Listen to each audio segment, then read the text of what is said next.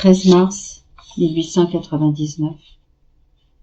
Toute la création nous parle de l'amour de Dieu pour les hommes et leur apprend à l'aimer.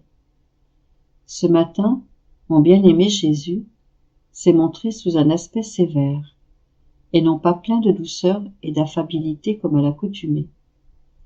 Mon esprit était dans une mer de confusion et mon âme anéantie, surtout à cause des châtiments que Jésus m'avait montrés ces derniers jours. En voyant Jésus dans cet état, je n'ai pas osé lui parler. Nous nous sommes regardés en silence. Oh mon Dieu, quelle souffrance! Soudain, j'ai aussi vu le confesseur, et en m'envoyant un rayon de lumière intellectuelle, Jésus dit « Charité ».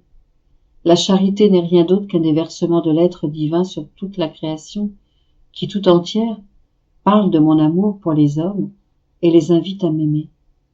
Par exemple, la plus petite fleur des champs dit à l'homme « Vois mon parfum délicat, et en regardant toujours vers le ciel, je rends hommage à notre créature. Toi aussi, que tes actions soient parfumées, pures et saintes, n'offense pas notre Créateur en l'affligeant de la mauvaise odeur des actions mauvaises. Ô homme, je t'en prie, ne sois pas insensé en regardant toujours la terre. Regarde plutôt vers le ciel. Ta destinée, ta patrie se trouve là-haut. Là se trouve notre Créateur, et il t'attend. L'eau qui coule continuellement devant les yeux des hommes leur dit « Regarde, je viens de la nuit, et je dois couler et courir jusqu'à ce que je retourne à l'endroit d'où je viens. Toi aussi, ô homme, cours, mais cours vers le sein de Dieu d'où tu viens. Oh, je t'en prie, ne cours pas sur les mauvais chemins, ceux qui mènent au précipice, sinon, malheur à toi. » Même les animaux les plus sauvages disent à l'homme « Vois, ô homme, combien tu dois être féroce vis-à-vis de tout ce qui n'est pas Dieu. Quand quelqu'un s'approche de nous, nous semons la peur par nos rugissements, de sorte que personne n'ose plus nous approcher et venir déranger notre solitude. Toi aussi, quand la puanteur des choses terrestres, c'est-à-dire de tes passions violentes, risque de te faire tomber dans l'abîme du péché, tu peux éloigner tout danger par le rugissement de tes prières et en fuyant les occasions de péché. Et ainsi de suite, pour toutes les autres créatures, d'une seule voix, elles se disent entre elles et répètent à l'homme « Vois, ô homme, notre Créateur nous a créés par amour pour toi, et nous sommes tout à ton service. Ne sois donc pas ingrat, nous t'en prions. Aime, nous te le répétons, aime notre Créateur. » Ensuite, mon aimable Jésus me dit « Tout ce que je désire, c'est que tu aimes Dieu et que tu aimes ton prochain par amour pour Dieu. Vois combien j'ai aimé les hommes, eux qui sont tellement ingrats. Comment veux-tu que je ne les châtie pas ?» À ce moment, j'ai cru voir une terrible tempête de grêle et un grand tremblement de terre, causant de grands dommages, au point de détruire les plantes et les hommes. Alors, l'âme remplie d'amertume, j'ai dit à Jésus « Mon toujours aimable Jésus, pourquoi es-tu si indigné? Si les hommes sont ingrats, ce n'est pas tant par malice que par faiblesse. Ah, s'ils te connaissaient seulement un peu, comme ils seraient humbles et palpitants d'amour pour toi. Je t'en prie, apaise-toi, épargne plus particulièrement ma ville Corato, ainsi que mes proches. » Pendant que je disais cela, j'ai cru comprendre qu'il allait quand même se passer quelque chose à Corato, mais que ce serait peu, comparativement à ce qui allait se passer dans les autres villes. «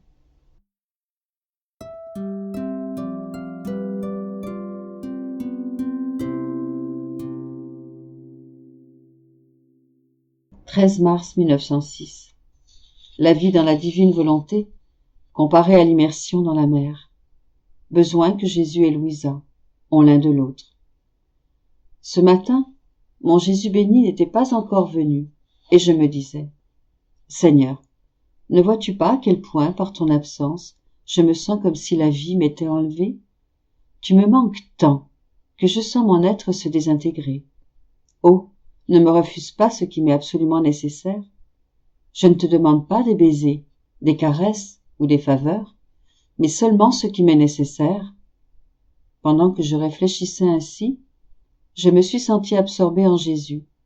Mon être tout entier devint perdu en lui, et je ne pouvais rien voir d'autre que ce que Jésus voulait que je voie. J'étais très heureuse et sentais toutes mes facultés endormies et calmes, comme quelqu'un qui se trouverait dans les profondeurs de la mer et qui, s'il voulait voir, ne verrait que de l'eau. S'il essayait de parler, l'eau bloquerait ses paroles et pénétrerait même dans ses viscères. S'il voulait entendre, il n'entendrait que le murmure de l'eau qui pénétrerait dans ses oreilles. Tout cela avec une différence. Dans la mer, on court le danger de perdre la vie et on ne peut se sentir heureux. En Dieu, au contraire, on acquiert toujours plus de vie divine et de bonheur.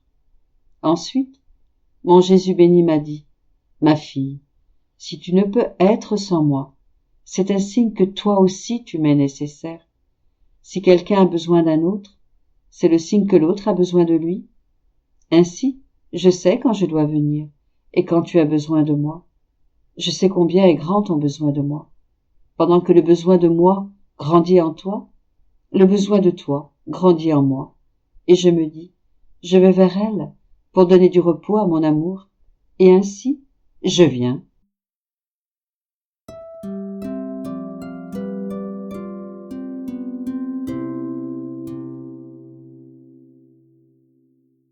« 13 mars 1907.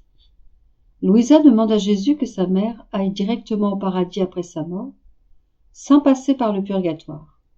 Elle s'offre à souffrir à sa place toutes les souffrances ou pénitences qui lui sont dues. Un jour, alors que j'étais dans mon état habituel, mon aimable Jésus se montra à moi, me caressa et m'embrassa.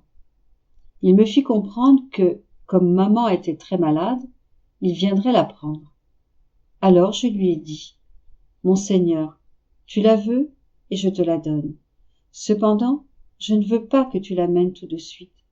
Je veux, avant tout, être récompensée pour ce cadeau que je te fais.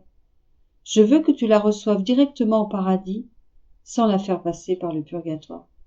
Et cela, au prix de mes propres souffrances, c'est-à-dire que je veux faire pénitence à sa place. » Jésus béni me dit, « Ma fille, je veux faire ainsi. » Puis, j'ai continué ma prière en lui disant, « Mon doux amour, comment mon cœur pourrait-il voir souffrir ma maman dans le purgatoire, elle qui a tant souffert et tant versé de larmes à cause de moi?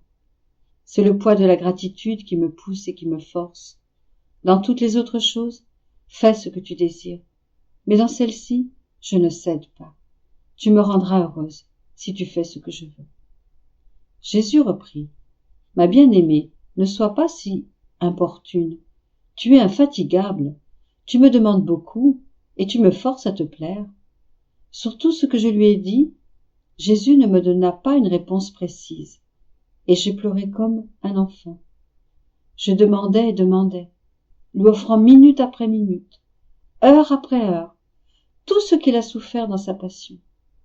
J'appliquais ces souffrances à l'âme de ma maman pour qu'elle soit purifiée et embellie.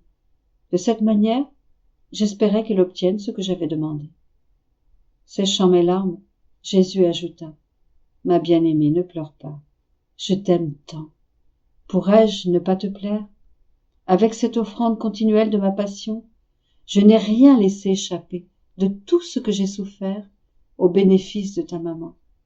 Son âme est restée immergée dans une immense mer, et cette mer la lave, l'embellit, l'enrichit et l'inonde de lumière. Pour t'assurer que je te plairai, quand elle mourra, tu seras surprise par un feu, par lequel tu te sentiras brûlée. » Je restais contente, mais pas certaine, parce que Jésus ne m'a pas réellement assuré qu'il la prendrait directement au paradis. «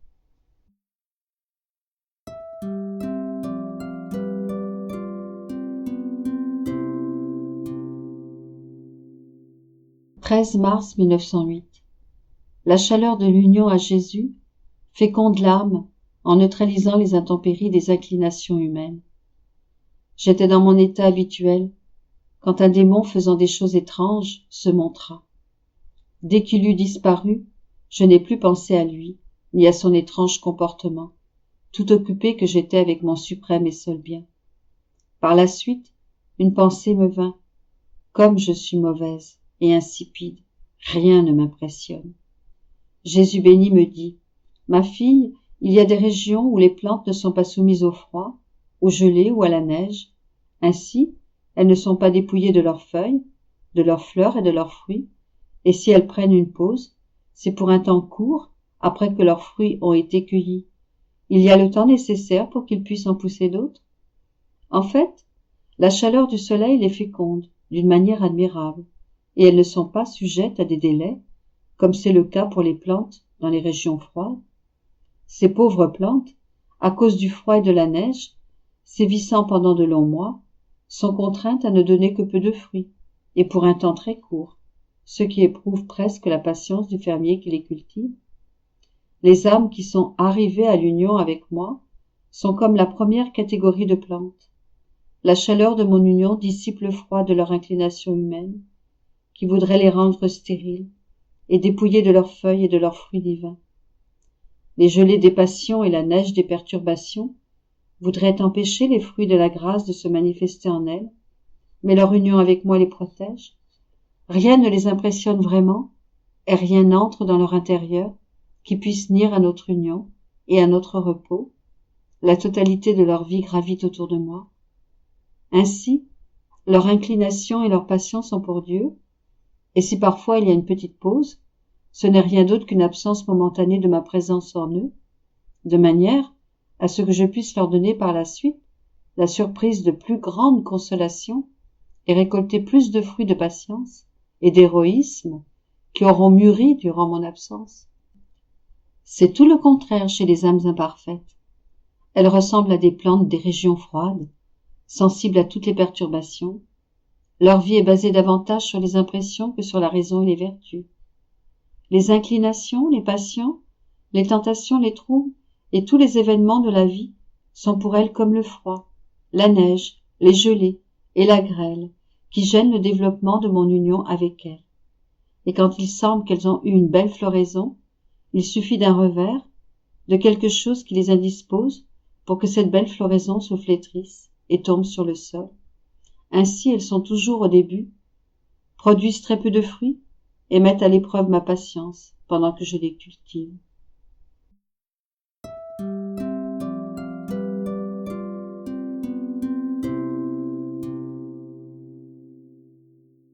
13 mars 1912. Le baptême de la victime est un baptême par le feu, et il a un effet supérieur au baptême par l'eau. Jésus continua de me parler de l'état de victime en me disant « Ma fille, le baptême à la naissance se donne par l'eau. Il a la vertu de purifier, mais pas d'enlever les tendances et les passions. Par contre, le baptême de la victime est un baptême par le feu. Il n'a pas seulement la vertu de purifier, mais aussi celle de consumer le mal et les passions mauvaises.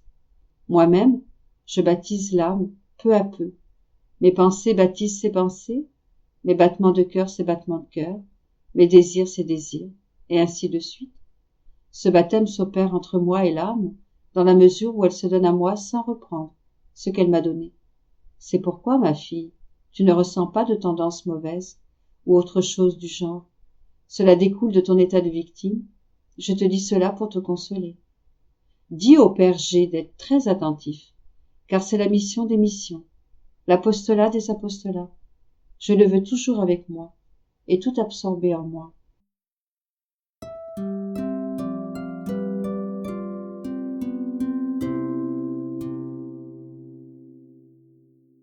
« 13 mars 1922. Entendre les vérités procure un grand bien à l'âme. Étant en dehors de mon corps, je me suis trouvé dans une vallée remplie de fleurs, où j'ai vu mon confesseur mort quelques jours auparavant, le 10 mars. Selon son habitude, quand il vivait ici-bas, il m'interpella. « Dis-moi, qu'est-ce que Jésus t'a dit ?» Je lui ai répondu. Il m'a parlé à l'intérieur de moi, mais ne m'a rien dit verbalement, et tu sais que je ne rapporte pas les choses que je perçois de cette manière. Il reprit. Je veux entendre aussi ce qu'il t'a dit intérieurement. Me voyant ainsi contrainte, je répondis. Il m'a dit, ma fille, je te porte dans mes bras. Mes bras seront pour toi comme un petit bateau pour te faire naviguer sur la mer sans fin de ma volonté. En continuant à accomplir tes actes dans ma volonté, tu formeras les voiles, le mât et l'ancre. Ils serviront non seulement à embellir le petit bateau, mais aussi le feront se mouvoir plus rapidement. J'aime tellement les âmes qui vivent dans ma volonté, que je les porte dans mes bras sans jamais les quitter. Pendant que je parlais ainsi à mon confesseur, j'ai vu les bras de Jésus prendre la forme d'un petit bateau dans lequel je me trouvais. À la suite de mes paroles, le confesseur me dit, « Tu dois savoir que lorsque Jésus te parlait et te manifestait ses vérités, des rayons de lumière descendaient sur toi. Parce que tu n'as pas son pouvoir, quand tu me retransmettais ces vérités, tu les révélais goutte à goutte. Pourtant, mon âme en était toute illuminée.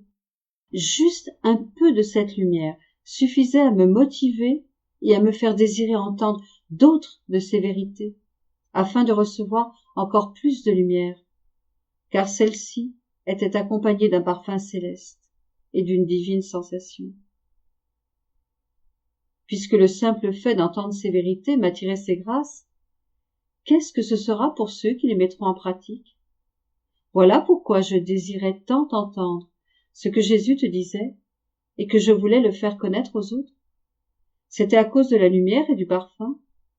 Si tu savais le grand bien que mon âme tirait de ces vérités, cette lumière et ce parfum céleste non seulement me rafraîchissaient moi-même, mais servaient de lumière pour les gens autour de moi.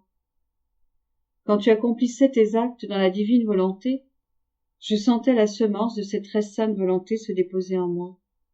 Je lui dis, laisse-moi voir ton âme, laisse-moi voir comment elle émet de la lumière. Il s'ouvrit du côté de son cœur, et j'ai vu son âme toute rayonnante de lumière. Les parcelles de lumière fusionnaient et se séparaient, l'une volant sur l'autre. C'était très beau à voir. Il ajouta, vois-tu comme il est beau d'entendre ces vérités? Ceux qui n'écoutent pas les vérités sont entourés d'une telle noirceur qu'ils inspirent la terreur.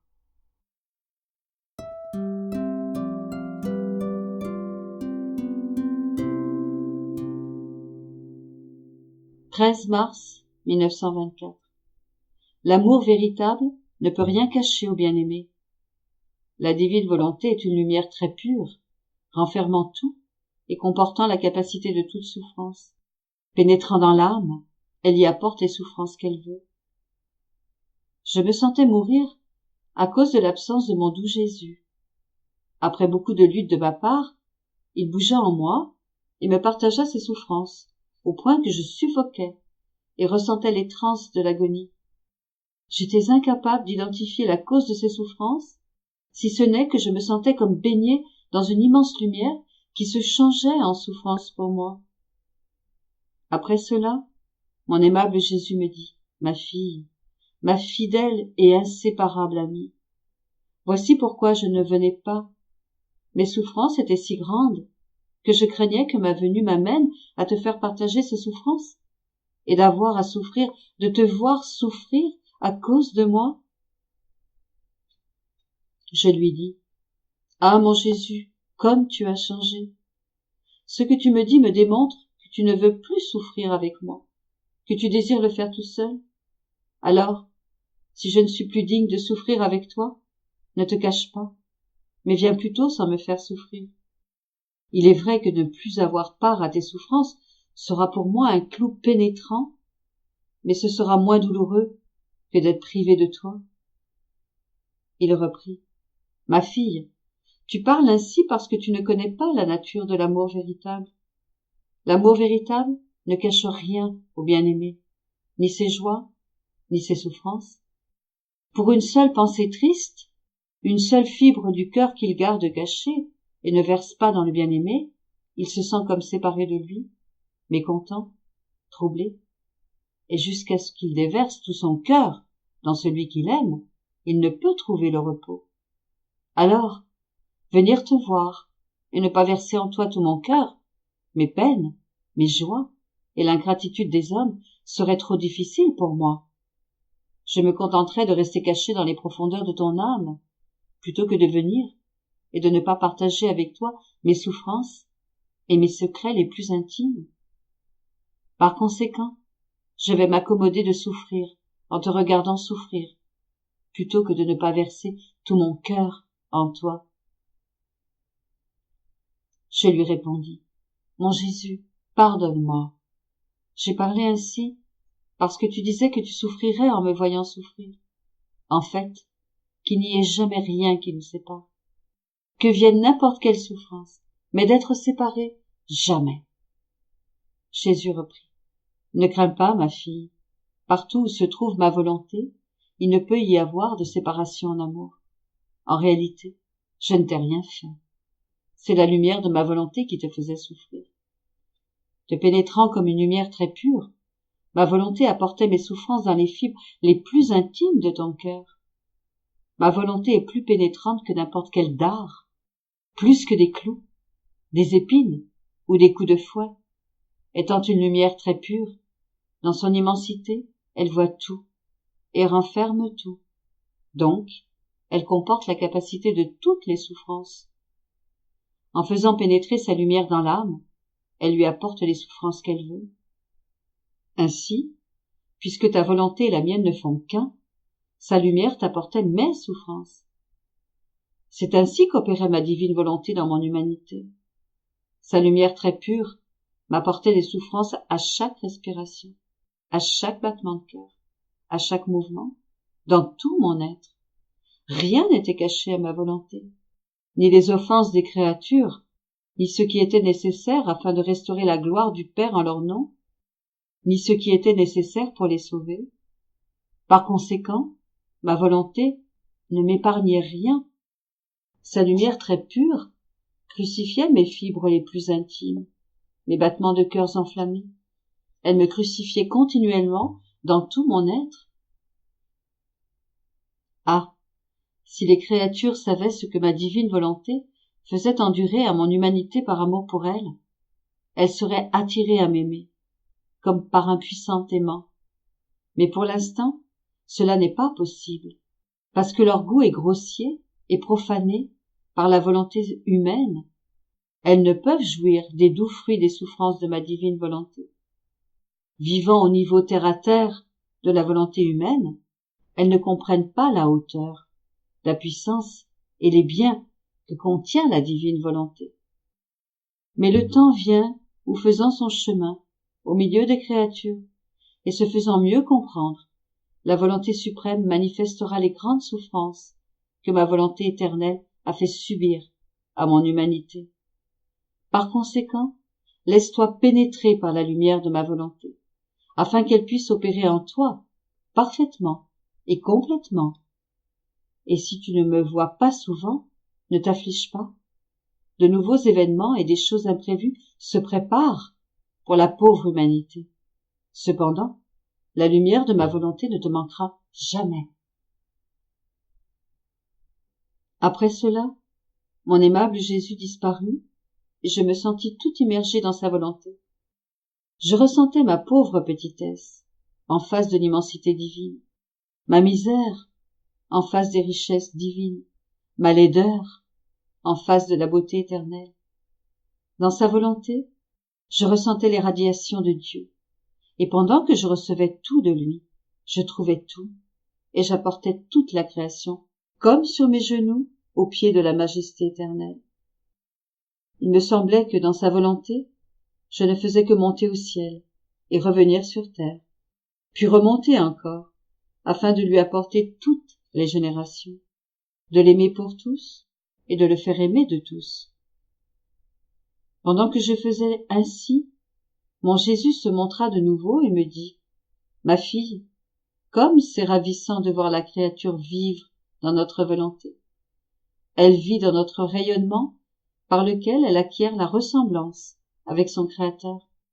Elle devient tellement embellie et remplie de nous qu'elle devient capable de prendre tout le monde et toutes les choses et de nous les apporter.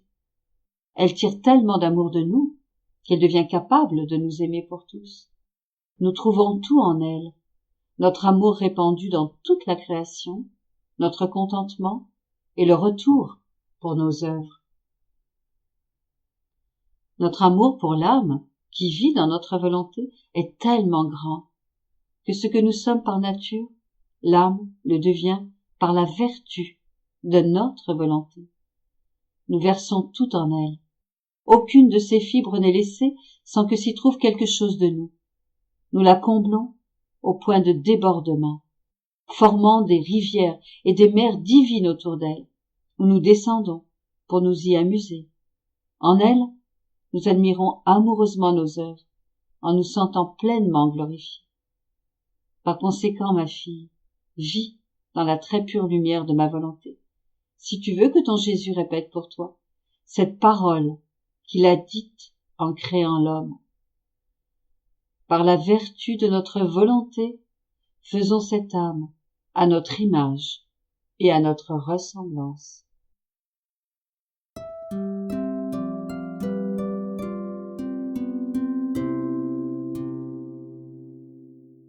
« 13 mars 1927.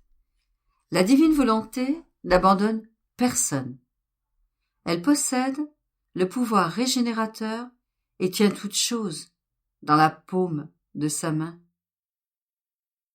Ma pauvre existence vit sous le pressoir de la privation de mon doux Jésus. Les heures semblent des siècles, et je ressens tout le poids de mon dur exil. Ô mon Dieu, quelle souffrance! Vivre sans celui qui est ma vie, mon cœur et ma respiration. Jésus, quel cruel martyre que ton absence. Tout est arrêté et obstrué. Comment la bonté de ton tendre cœur peut-elle supporter de me voir si restreinte à cause de toi? Est-ce que mes soupirs ne te blessent plus?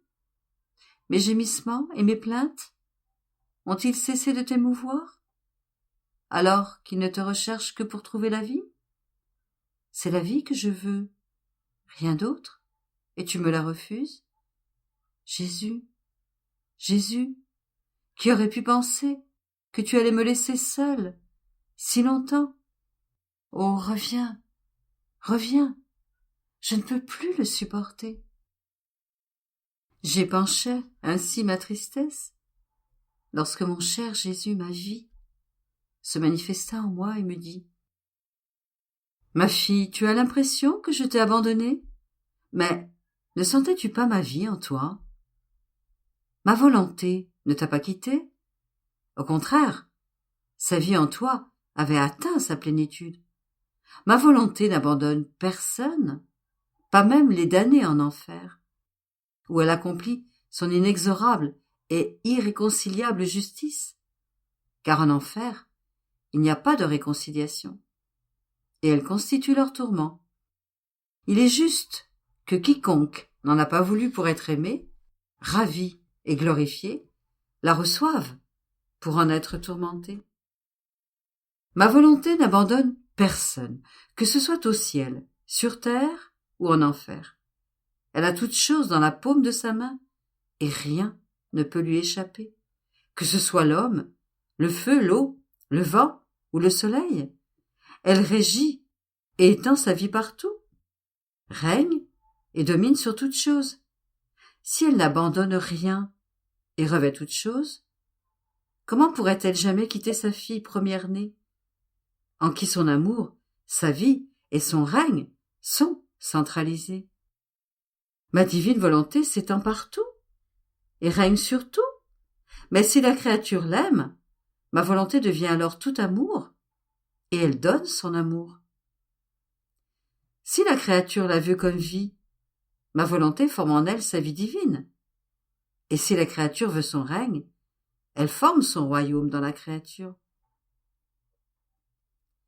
Ma volonté déploie ses actes selon les dispositions des créatures.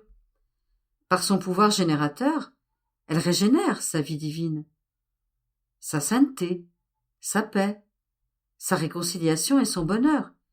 Elle régénère sa beauté et sa grâce. Ma volonté sait comment faire toutes choses, Elle se donne à tous, et elle s'étend partout. Ses actes sont innombrables et multipliés à l'infini. Elle donne à chaque créature un acte nouveau selon sa disposition. Sa diversité est inexprimable. Qui pourrait échapper à ma volonté? Personne. Ma création pourrait-elle sortir de ma volonté? Ou ne pas avoir été créée par nous? Cela ne se peut, puisque le droit de créer n'appartient qu'à Dieu. C'est pourquoi ma volonté ne te quittera jamais. Que ce soit dans la vie ou dans la mort, ni même après la mort.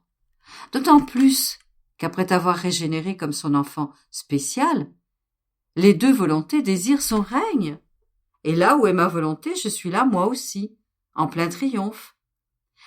Ma volonté peut-elle être sans la personne qui possède cette volonté? Certainement pas. Ne sois pas étonné s'il te semble souvent que ma vie cesse d'exister en toi. Tu as le sentiment que c'est fini, mais ce n'est pas vrai. C'est ce qui se passe avec les choses créées. Elles semblent mourir, mais elles renaissent à nouveau. Le soleil semble mourir lorsqu'il se couche, mais il reste toujours à sa place. Cela est si vrai que la terre, en tournant, retrouve le soleil comme s'il naissait à une vie nouvelle. Sur la terre, tout semble mourir. Les plantes, les jolies fleurs, les fruits délicieux, mais tout se réveille et acquiert alors une vie nouvelle. Même la nature humaine semble mourir dans le sommeil, mais elle sort de son sommeil pour vivre une vie nouvelle, plus vigoureuse et rafraîchie. De toutes les choses créées, seul le ciel demeure fixé et ne meurt jamais. Il est le symbole des bienfaits stables de la patrie céleste. Ils ne sont pas sujets au changement. Mais toutes les autres choses, l'eau, le feu, le vent, tout semble mourir, mais se relève, animé par ma volonté qui n'est pas sujette à la mort. Et qui possède cet acte, capable de faire que toute chose se réveille autant de fois qu'elle le désire? Bien qu'elles semblent mourir, les choses ont une vie pérenne, en vertu du pouvoir régénérateur de ma volonté. C'est ce qui se passe avec toi.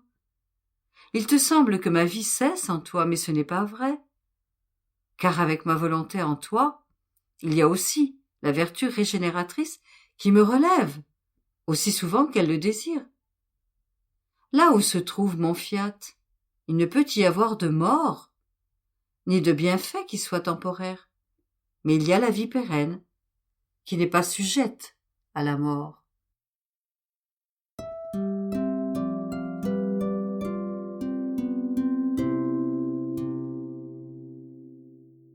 13 mars 1929. Comment l'amour divin a débordé dans la création? Comment la divine volonté ne sait pas faire des choses brisées? Comment chaque privation de Jésus est une nouvelle souffrance? Je sens en moi une force, une puissance divine qui m'attire continuellement dans la volonté éternelle, comme si elle me voulait en compagnie continuelle de ses actes, pour donner à sa petite nouveau-née la vie de ses actes, et avoir le plaisir de les entendre répéter, ou de les répéter avec elle.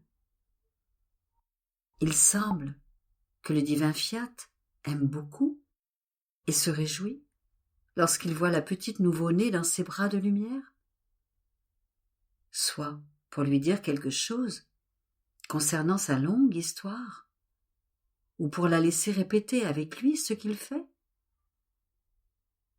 Le divin Fiat éprouve beaucoup de joie et de bonheur pour son œuvre de création. C'est pourquoi sa lumière transportait ma petite intelligence en Éden, dans l'acte où notre Créateur, dans un grand mouvement d'amour, créa la vie d'amour en Adam, afin de l'aimer toujours. Et c'est bien ce qu'il a fait, sans jamais cesser d'être aimé par lui, en retour d'un amour incessant. Il voulait l'aimer d'un amour qui ne dit jamais « c'est assez ». Mais il voulait être aimé en retour. Alors que mon esprit errait dans l'amour du Créateur et de la créature, mon doux Jésus, se manifestant en moi, me dit « Ma fille, dans le premier acte de la création de l'homme, notre amour débordait tellement et élevait si haut ses flammes. Ses voix mystérieuses étaient si fortes et pénétrantes que les cieux, les étoiles, le soleil, le vent, la mer et toutes choses se sentaient investis par une voix mystérieuse qui clamait par-dessus la tête de l'homme. Je t'aime, je t'aime, je t'aime. Ces voix énigmatiques et puissantes appelaient l'homme, et lui, comme tiré d'un doux sommeil, et ravi par chacun des « je t'aime » de celui qui l'avait créé, s'écriait lui aussi, dans un élan d'amour. Dans le soleil, dans les cieux, dans la mer et en toutes choses. Je t'aime, je t'aime, je t'aime, ô mon Créateur! Notre divine volonté, qui régnait sur Adam, ne lui a pas laissé perdre un seul de nos je t'aime, auxquels il répondait par le sien.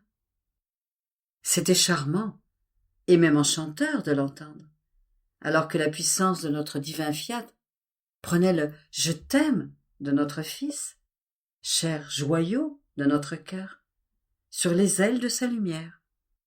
Et, qu'envahissant toute la création, il nous faisait entendre, en chaque chose créée, son continuel « je t'aime », tout comme le nôtre. Notre divine volonté ne sait faire que des choses continuelles, et non brisées et interrompues.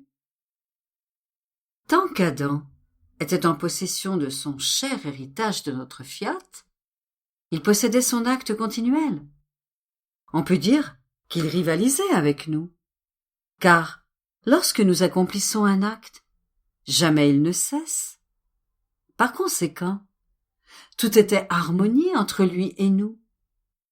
Harmonie d'amour, de beauté, de sainteté.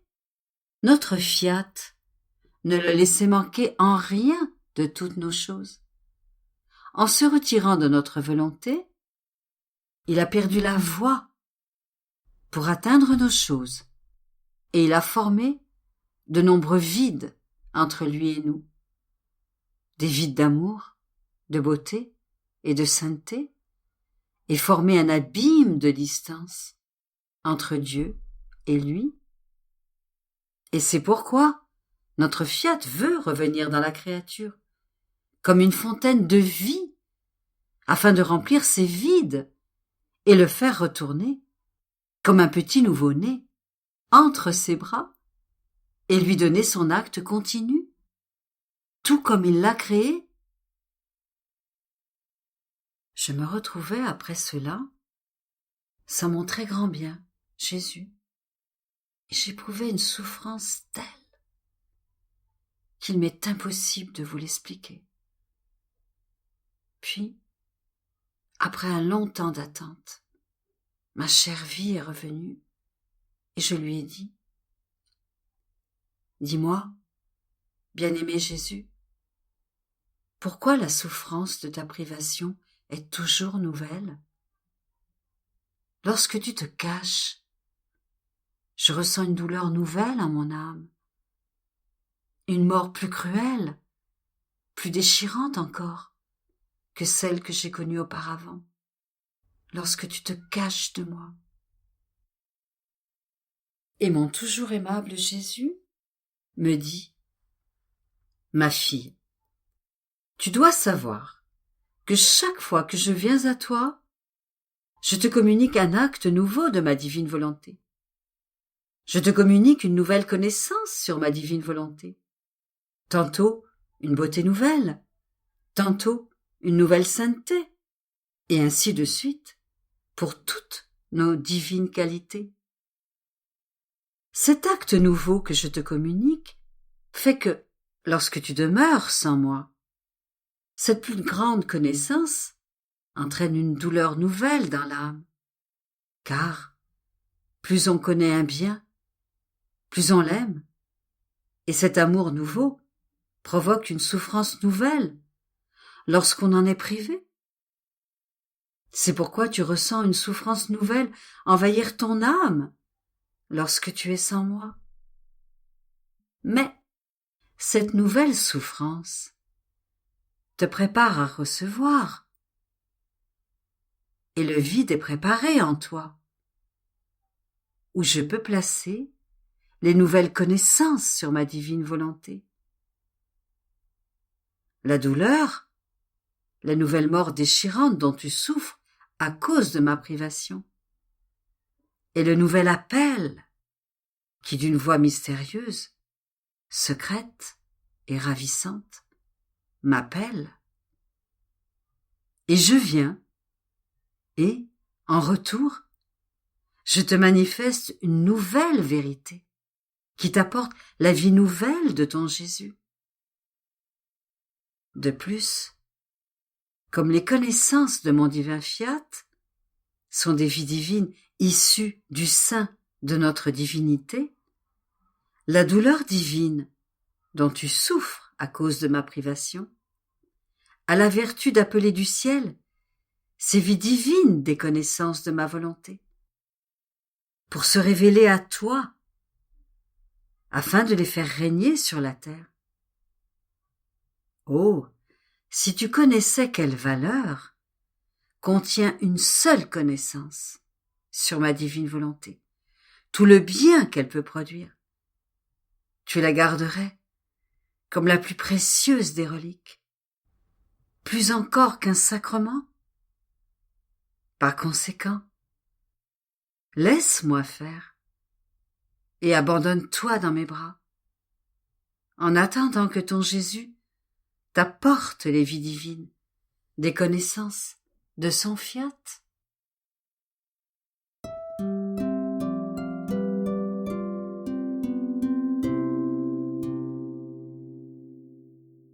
13 mars 1932.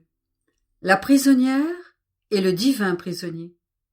La Vierge, annonciatrice, messagère et conductrice du royaume de la divine volonté. La créature qui vit dans la divine volonté forme la voie de la création. Mon abandon dans le fiat continue, mais je sens mon extrême pauvreté, mon néant, la souffrance continuelle de la privation de mon doux Jésus. Si ce n'était de son divin vouloir qui me soutient et souvent me relie au ciel pour infuser en moi une vie nouvelle, je n'aurais pas pu continuer. Sans celui qui souvent se dérobe, se cache, et moi, je reste là, dans le feu de l'amour, à l'attendre, parce qu'il me consume lentement.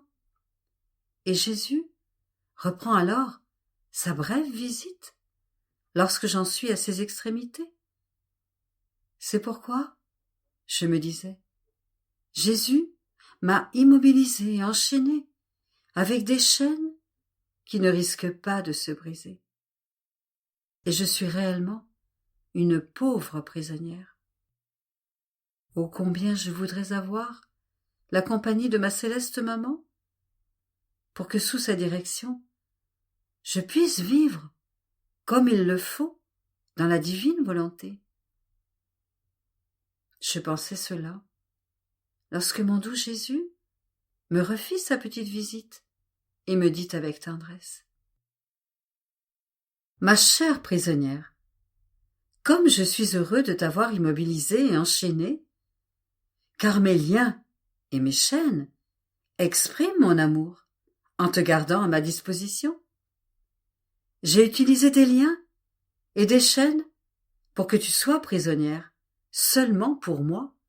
Mais, le sais-tu, l'amour veut son semblable. Si je t'ai emprisonné, je me suis d'abord constitué prisonnier pour toi, dans ton propre cœur, et ne voulant pas être seul, je t'ai emprisonné, toi aussi, afin de pouvoir dire, nous sommes deux prisonniers, qui ne savent comment vivre l'un sans l'autre. Nous pouvons ainsi préparer le royaume de la divine volonté. Travailler seul n'est pas agréable, mais la compagnie rend le travail plaisant, invite à travailler, adoucit le sacrifice et forme les plus belles œuvres. Et en te voyant demander pour guide notre céleste maman, ton prisonnier exultait de joie à l'idée d'avoir sa douce compagnie dans notre travail. Tu dois savoir qu'elle était la véritable et céleste prisonnière de ma divine volonté, et qu'elle en connaît par conséquent tous les secrets, toutes les voies, et qu'elle possède les clés de son royaume. En vérité, chacun des actes de la reine prisonnière préparait en elle le lieu où recevoir les actes de la créature accomplis dans la divine volonté. Et, ô combien la céleste dame souveraine attend avec impatience de voir si la créature travaille dans mon fiat, afin de pouvoir prendre ses actes de ses mains maternelles et placer en eux ses propres actes, comme des promesses et des gages de vouloir le royaume de la divine volonté sur la terre. De sorte que ce royaume était déjà formé par moi dans la céleste dame, qu'il existe déjà, et il ne reste maintenant qu'à être donné aux créatures. Pour qu'il soit donné, il est nécessaire de le connaître. Et comme elle est la plus sainte des créatures, la plus grande, et qu'elle ne connaît aucun royaume, sinon celui de ma divine volonté, elle occupe en lui la première place. La céleste reine sera de droit l'annonciatrice, la messagère, la conductrice d'un royaume si saint. Par conséquent, prie-la, invoque-la, et elle sera pour toi un guide, un maître, et avec un amour tout maternel, elle recevra tous tes actes et les placera dans les siens, en disant « Les actes de ma fille sont comme les actes de sa maman. Ils peuvent donc rester avec les miens pour redoubler le droit de donner aux créatures le royaume de la divine volonté. Comme ce royaume est le sien, Dieu doit le donner et la créature doit le recevoir. Et il faut les actes des deux parties pour obtenir l'intention. C'est pourquoi celle qui détient le plus d'ascendant, le plus de puissance, le plus d'empire sur le divin cœur est la souveraine dame du ciel. Ces actes resteront en tête avec la succession des autres actes des créatures, transformés en actes divins, en vertu de ma volonté, afin de leur donner le droit de recevoir ce royaume. Et Dieu, en voyant ces actes, se sentira poussé à l'accorder, en raison de cet amour qu'il avait dans la création, lorsqu'il a créé toutes choses, afin que sa volonté soit faite sur la terre comme au ciel, et que chaque créature soit un royaume où sa volonté puisse avoir son règne absolu. Par conséquent, continue toujours à travailler et à vivre dans le fiat suprême. Après quoi, mon esprit était perdu dans le divin vouloir. Et mon doux Jésus ajouta « Ma fille, l'âme qui entre dans ma volonté est convertie en lumière, et tous ses actes, sans rien perdre de leur diversité, de leur nature et de ce qu'ils sont en eux-mêmes, sont vivifiés et animés par cette lumière, de sorte que chaque acte, quoique distinct en lui-même, a pour vie la lumière de mon fiat. Et mon fiat est ravi de former avec sa vie de lumière la pensée, la parole, l'œuvre, etc. Et l'âme, premier soleil animé par le fiat, forme avec ses actes le soleil, les étoiles, la mer, qui toujours murmure, le vent qui gémit, qui parle, qui hurle, qui siffle, qui caresse et forme son repos. Et l'âme donne une lumière divine à son Créateur, à elle-même, et descend même dans les profondeurs des créatures.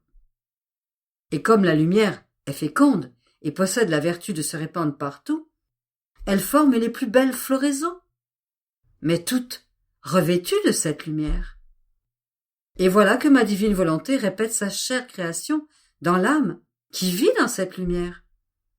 Une création plus belle encore, parce que si la création est muette et parle éloquemment, c'est toujours dans un langage sans parole. Mais la création que ma divine volonté forme dans l'âme est toute de parole.